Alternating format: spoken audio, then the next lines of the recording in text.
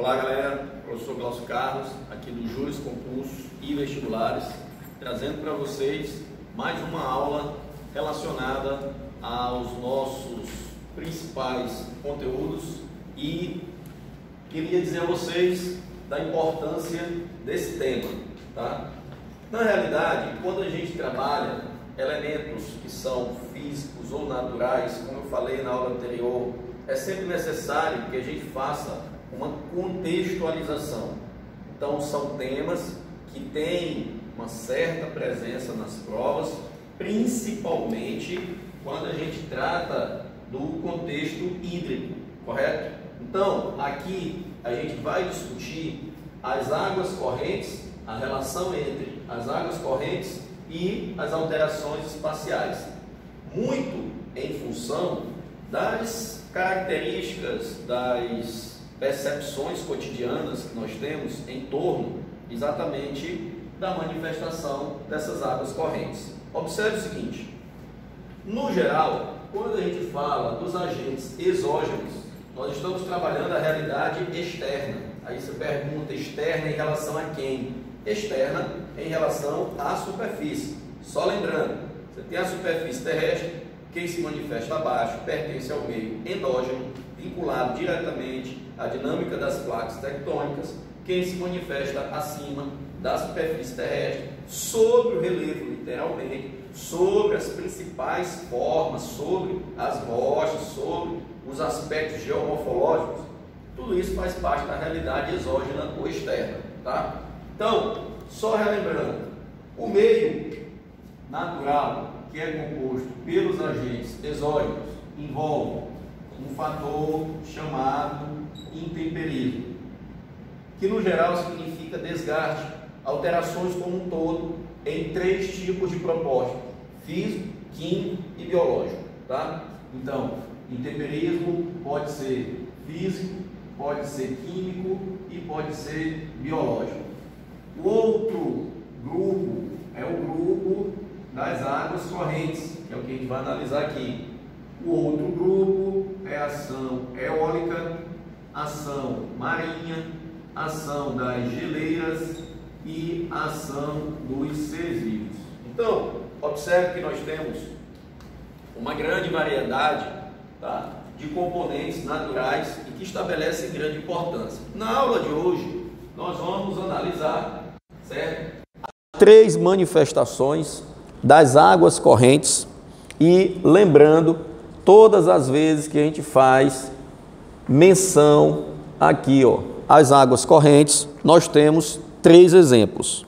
Então, nós temos águas correntes em função dos rios, e eles aparecem muito nas provas.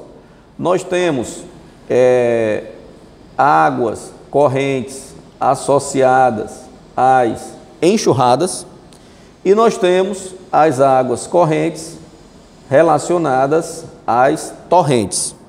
Observe o seguinte: rios, bem comum, muito comuns. Enxurradas, também muito comuns. Agora, torrentes, muitos, tá certo, questionam o que vem ser, de fato, esse tipo de manifestação. Então é o seguinte: o Brasil não dispõe de manifestações das torrentes. Torrente está muito ligado, por exemplo, quando se fala de torrente, vem à sua cabeça logo o quê? O que você pensa? Você pensa em algo torrencial. Então, por exemplo, chuvas torrenciais, enfim, não necessariamente tem a ver só com isso, mas torrente envolve áreas montanhosas, áreas com relevo muito elevado. Por isso que descaracteriza essa ideia, essa manifestação no Brasil, pelo fato de que o Brasil não apresenta montanhas. O Brasil tem um relevo modesto, um relevo mais baixo, em função da sua idade, em função do grande desgaste ao longo de milhões de anos, associados aqui aos agentes exógenos, que no geral, tá certo? A gente viu isso anteriormente,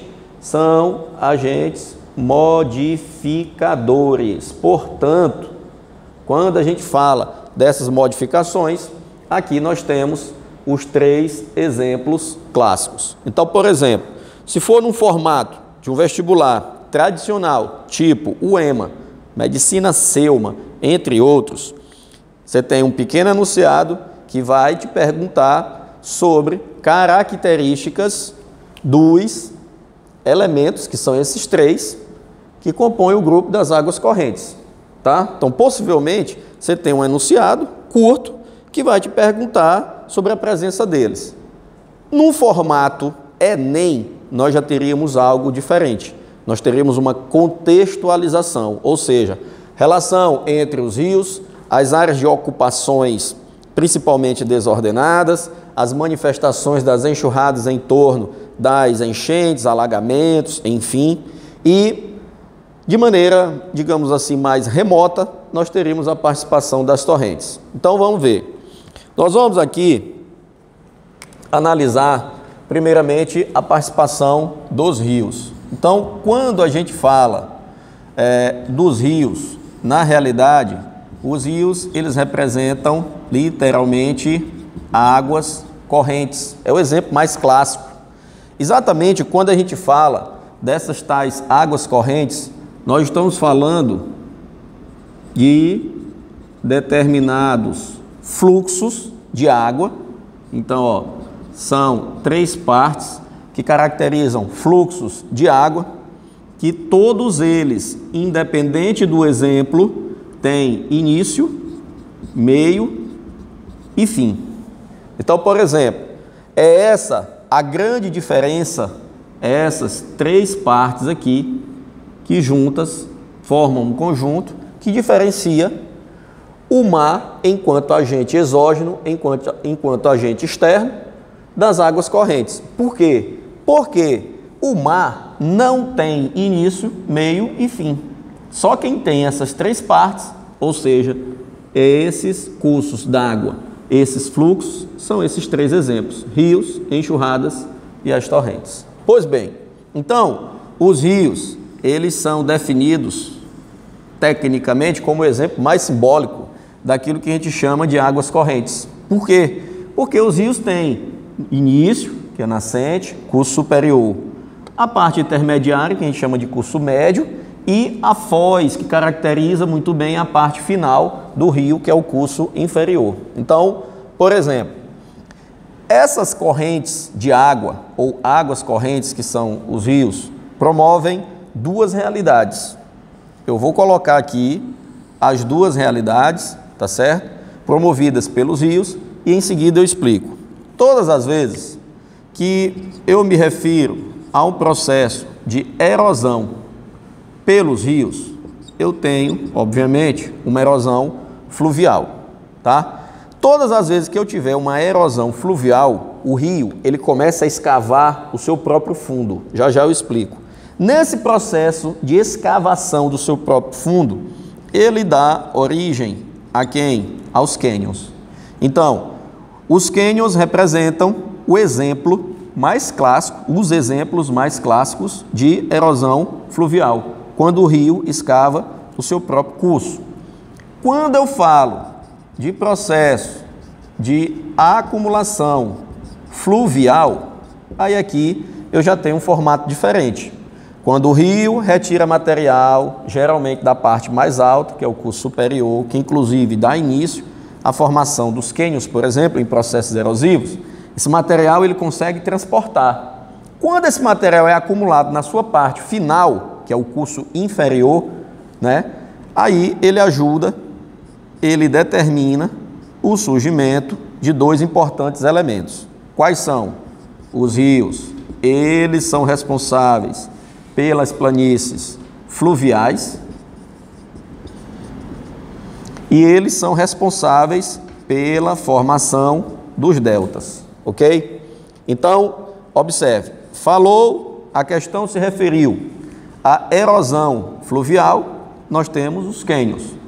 A questão falou de acumulação fluvial, aí nós temos a formação das planícies fluviais e a formação dos deltas. Vamos ver como que isso acontece na prática. Então, eu falei ainda há pouco que os rios apresentam 3 partes. Toda vez que em uma extremidade a gente observar um ponto, um círculozinho, uma bolinha, enfim, isso na parte mais alta caracteriza a nascente do rio. Você tem mais ou menos isso no curso superior. Aí vem a parte intermediária e aqui a parte final, para que o rio tenha a sua abertura para poder a água dele chegar ao mar. Então, na parte mais alta, obviamente, eu tenho a nascente. Na parte mais baixa, eu tenho o elemento que a gente chama de foz, tá? Então, por exemplo, eu observo quantas partes nesse perfil topográfico. Atenção, é necessário que você entenda e que você não esqueça o exemplo, ou melhor, o significado dessa expressão, perfil topográfico. Perfil significa um desenho, tá? Uma linha, um conjunto de linhas. Por exemplo, isso aqui, tá? É um perfil. Por que topográfico? Topográfico vem de topografia, que significa relevo. Ou seja, é um desenho, é uma representação de uma parte do relevo qualquer. Então aqui eu tenho um perfil topográfico, ou seja, um desenho de um relevo relacionado à presença de um rio que é dividido em 3 partes. Então aqui a gente enxerga 3 partes. A parte 1, a segunda parte e a terceira parte. Pois bem, eu tenho aqui na parte 1, que a gente chama de curso superior, a água, obviamente, fazendo isso. Então a água, ela vai percorrer um terreno íngreme, um terreno inclinado, e a proporção que essa água desce em um terreno íngreme, um terreno muito inclinado, essa água vai ganhar muita velocidade, ela vai ganhar força. Então ela começa a retirar muito material do seu próprio fundo. Foi o que eu falei bem aqui. Um cânion, na realidade, ele representa a expressão máxima de uma escavação do próprio fundo do rio. Quem promove isso? O próprio rio. Então, por isso que a gente chama de erosão fluvial. Fluvial significa algo relacionado a rio, erosão, desgaste inicial. Então, quem está provocando isso? O próprio rio. Então, aos poucos, a água que corria aqui em cima, pelo fato dela estar escavando o seu próprio fundo, o seu próprio leito, essa parte toda aqui, que é relacionada à erosão, ela vai ser retirada daqui pelo próprio rio. No curso médio, que é a parte 2, esse material sedimentar, ele será transportado, portanto, erosão no curso superior, transporte no curso médio, transporte de quê? Dos sedimentos, e aqui na parte mais baixa, que é a parte que a gente chama de curso inferior ou baixo curso, nós teríamos o processo de acumulação, mas isso eu vou falar nesses 2 itens. Então, a água, a proporção que ela vai escavando no seu próprio fundo, ela vai deixar de escoar aqui em cima, esse material aqui vai sair, e aí a água começa a fazer isso. Então, aos poucos, é como se estivesse formando aqui tipo um funil, tá? Um funil. Esse funil representa aqui, ó, a passagem da água agora. Então, quanto mais o rio escavar o seu próprio fundo, mais esse nível aqui ele vai ficar diferente. Ele vai formar uma espécie de funil, tipo um V, um U, e aí a água que escoava aqui em cima vai escoar aqui embaixo, formando o que a gente chama de cânion. Um dos exemplos mais clássicos disso aqui, certo? É o cânion do Rio Colorado, lá nos Estados Unidos. Até então, durante muito tempo, representava o exemplo mais clássico. E se dizia também, por exemplo, que não se manifesta nenhum tipo de cânion no Brasil. Isso aí já foi descartado. Por exemplo, nós temos um rio de grande importância, seja do ponto de vista histórico, seja do ponto de vista geográfico, seja do ponto de vista econômico, do ponto de vista ambiental. É um rio que está muito associado, tá certo? As últimas propostas governamentais de resolução do problema da seca de parte do sertão nordestino, que é o Rio São Francisco, tá? Então, o Rio São Francisco, mesmo com toda a sua conexão com a questão da seca, já que ele tem grande parte do seu percurso numa área relacionada à seca, ao sertão nordestino propriamente dito, ele tem um cânion, certo? Na região mais ou menos de Canindé do São Francisco, um grande espetáculo da natureza que tem um sentido econômico muito viável, tá certo? Uma expansão do turismo, né? Turismo ecológico, que é uma atividade que tem crescido significativamente no Brasil, tem promovido melhoria na qualidade de vida da população local e outras discussões, mas isso aí é para um outro momento. Então, aqui no Brasil, só analisando, só reforçando esse exemplo, aqui no Brasil nós temos um cânion, que é o cânion do Rio São Francisco, não esquece, tá? Bem, quando a gente fala do processo de acumulação fluvial e que a gente fala das planícies e dos deltas, quem que formou esses dois elementos? Quem forma esses dois elementos? O próprio rio. Como assim? Os dois são presentes na parte inferior dos rios. Então aqui, ó, curso superior, curso médio e aqui na parte final o curso inferior.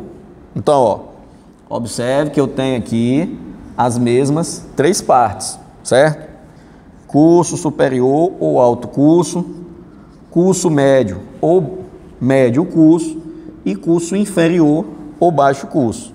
Então, lembra, se aqui eu tenho a nascente, a água começa a escoar nesse sentido, a água vai percorrer um terreno que é íngreme, entenda, aqui ó, mesma coisa. O que é um terreno que é uma topografia íngreme? É quando ela é inclinada, tá? Então, relevo íngreme é inclinado. Então, a água ela vai descer com maior velocidade e essa maior velocidade se converte em maior força. Então, aí ó, maior declividade, maior velocidade, maior força, eu somo tudo e aí eu vou ter no curso superior um maior processo erosivo, tá?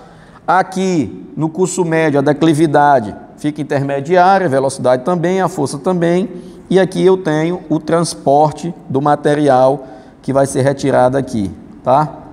Quando a gente analisa o curso inferior ou baixo curso, então, por exemplo, nas questões aqui do vestibular da UEMA, quando se fala cidades do Baixo Parnaíba, cidades do Baixo Mearim, cidades do Baixo Itapecuru, são todas as áreas, todas as cidades que estão localizadas nesse trecho, no trecho mais baixo, no trecho mais plano, no trecho que o próprio rio vai dar origem a essas planícies. Então, esse material aqui, ele vai sendo acumulado nessa parte. Daí vem a pergunta, por que que nós temos um maior trabalho de acumulação do curso inferior? Porque nós temos as características opostas do curso superior. Menor declividade, menor velocidade, menor força e, obviamente, menor erosão, porque aqui é comum o processo de acumulação.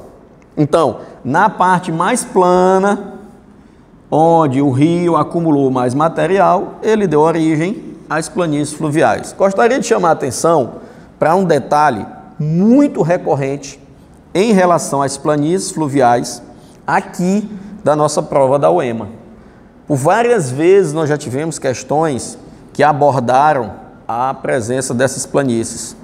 Duas coisas. Primeiro, são áreas que pelo próprio aspecto topográfico, ou seja, o próprio relevo mais plano, isso facilita a fixação populacional. E aqui no Maranhão e em muitas outras áreas, nós temos as planícies como sendo adensamentos populacionais ou demográficos.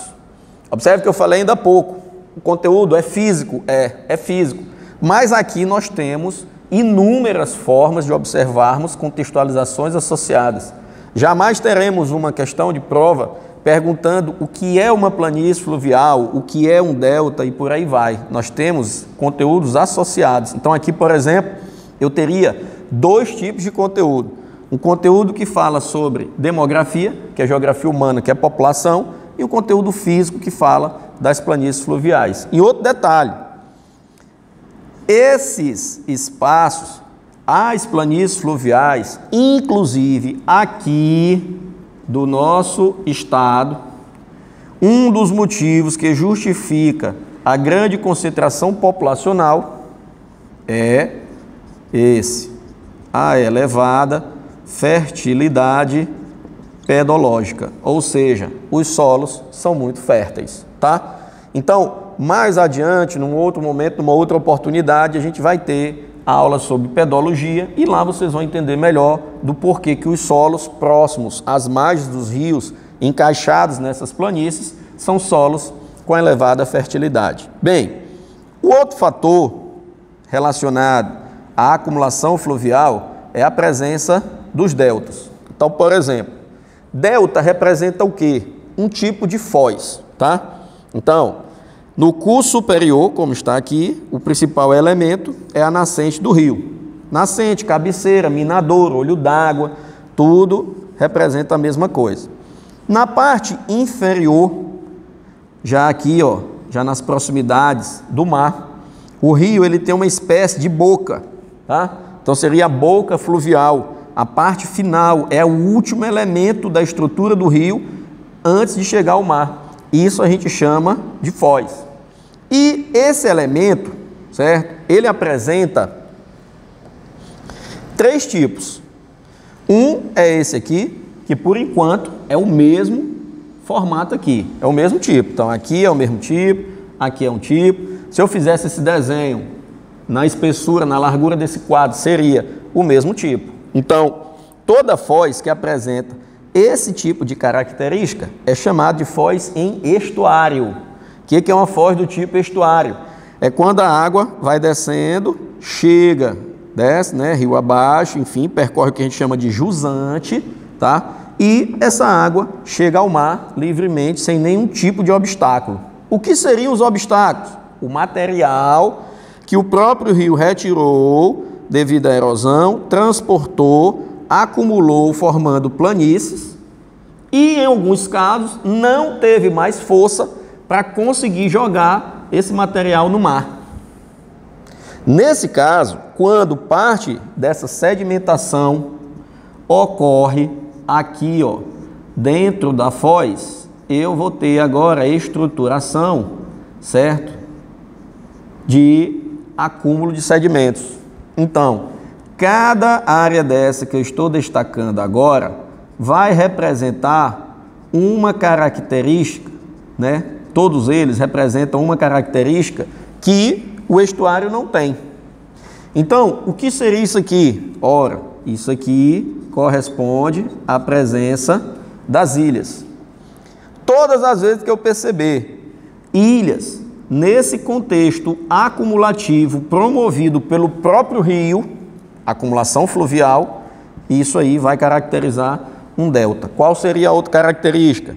A própria água do próprio rio, lógico, vai descendo, não vai conseguir chegar ao mar imediatamente e vai começar a desviar. No que começa a desviar das ilhas, vai formando também aquilo que um estuário não tem, que é a presença dos canais de escoamento. Então, qual é a grande diferença entre um estuário e agora, ó, a figura que forma, e agora um delta? É que um delta tem ilhas e vários canais, e um estuário não tem ilhas, não tem obstáculos, e a água desce livremente para o mar através de um único canal. Então aí eu tenho dois tipos. Eu falei ainda há pouco que nós temos três tipos desse elemento. Então eu falo de foz, eu penso logo em três tipos: estuário, delta e a foz do rio Amazonas. Então, a foz do rio Amazonas, certo? A foz do rio Amazonas, ela tem essas duas características. Ela é tanto estuário quanto delta. Então, a foz do rio Amazonas, ela é do tipo mista, ou delta estuário, ou também pode ser chamada de foz do tipo complexa. Isso aí já foi questão de prova também. Só lembrando que a gente pode também observar, né, podemos encontrar uma contextualização até mesmo na prova da UEMA. Se você observar as últimas provas da UEMA, né, do conteúdo, geografia no geral, tem sido uma prova melhor, uma prova mais moderna, uma prova que em alguns momentos você tem sim questões que também trazem contextos. E aqui a gente pode ter mais um, por exemplo, quando a gente analisa o estado do Maranhão, a gente percebe aqui no extremo leste do nosso estado, ponto extremo leste, a presença, tá certo, do maior delta das Américas, tá? Então, quem é o ponto extremo leste do Maranhão? No geral, é o delta do rio Parnaíba. Isso aqui numa concepção mais moderna. A gente vai ver aqui nas aulas de Geografia do Maranhão, aqui no Júris, que alguns pontos extremos que a gente tem como características atuais, no passado eram definidos de outra maneira, tá? Inclusive aqui. Se você pega uma literatura mais antiga, lá não vai estar escrito o ponto extremo leste do Maranhão como o delta do rio Parnaíba, vai ter outra coisa. É até meio complicado. Desmembramento do braço mais oriental do Riacho Igaraçu. Sem sentido isso aí. Então, no geral, a gente põe delta do Parnaíba. E detalhe, aqui nós já tivemos, por muitas vezes, essa abordagem em questões de prova, tá? Então, aqui eu tenho a nascente do rio Parnaíba, né? Ele nasce no Maranhão, ele é um rio maranhense, porque nasce aqui, ele divide essas duas potências, o Maranhão do Piauí, né? E ele só não é considerado rio genuíno porque 65% da sua foz está no Maranhão, 35% apenas no Piauí. Então, quase que integralmente o delta do rio Parnaíba seria totalmente nosso. Enfim, mas isso aí também será motivo para uma próxima discussão, ok? Então, aqui a gente finaliza essa nossa primeira parte, tá? Qualquer dúvida, vocês podem recorrer às nossas redes sociais, enfim. Na aula passada eu disponibilizei aqui o canal de contato comigo, tá? E agora a gente vai para um outro formato, ok?